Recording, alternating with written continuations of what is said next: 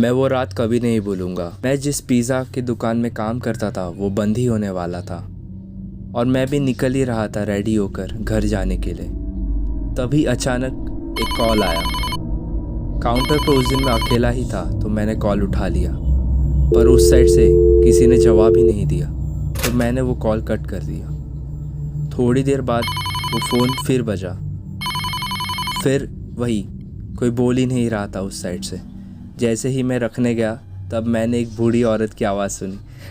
उन्होंने एक लार्ज मील ऑर्डर किया जिसमें 2 पिज़्ज़ा, 2 बर्गर और कुछ फ्राइज़ थे। मुझे गुस्सा तो बहुत आया अंदर से, पर फ़ोन पर मैं बना रहा क्योंकि मुझे घर जल्दी जाना था और जस्ट बंद ही होने वाला था। तभी ये ऑर्डर आ गया। फिर मैंने अपने बॉस को बोला कि एक डिलीवरी का कॉल आया है, तो बॉस ने मुझे बोला जाओ। मुझे थोड़ा दुख हुआ और गुस्सा भी आया। फिर मुझे याद आया, अरे जाऊंगा तो मुझे ही टिप मिलेगी, अक्सर बूढ़े लोग ज़्यादा ही टिप देते हैं। फिर मैंने एड्रेस नोट कर लिया। फिर मैंने फ़ोन पर बोला मैं वहाँ, पर उन्होंने पहले ही फ़ोन कट कर दिया था। मुझे लगा वो काफ़ी रूड था और मेरे बॉस ने मुझे बोला ये डिलीवरी करके तुम घर चले जाओ क्योंकि तब तक तो शॉप बंद हो जाएगी। 10 बजने में कुछ ही टाइम बाकी था। फिर जाके मैं अपनी कार में बैठ गया और वो एड्रेस मैंने अपने GPS में डाली। वो घर 10 किलोमीटर दूर था। अब मैं वहाँ पे पहुँचा तो एरिया काफ़ी सन्नाटेदार और डरावना था, काफ़ी खाली खाली था। मैं वो घर तक पहुँच गया। वो एक छोटा 1 माले का घर था खाली से इलाके में। तो मैंने पिज़्ज़ा लिया और दरवाजे के पास चला गया और मैंने डोरबेल बजाई। घर में कोई लाइट ऑन नहीं थी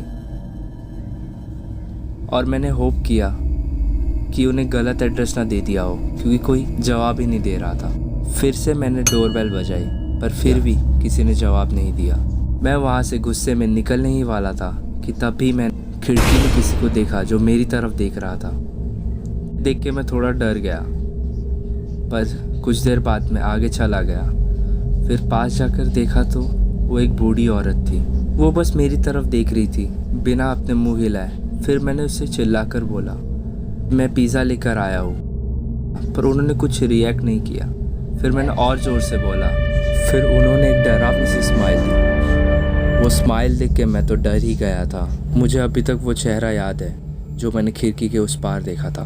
फिर जल्दी से जाके मैं गाड़ी में बैठ गया और पिज़्ज़ा अपने बाजू वाली सीट पर रख दी।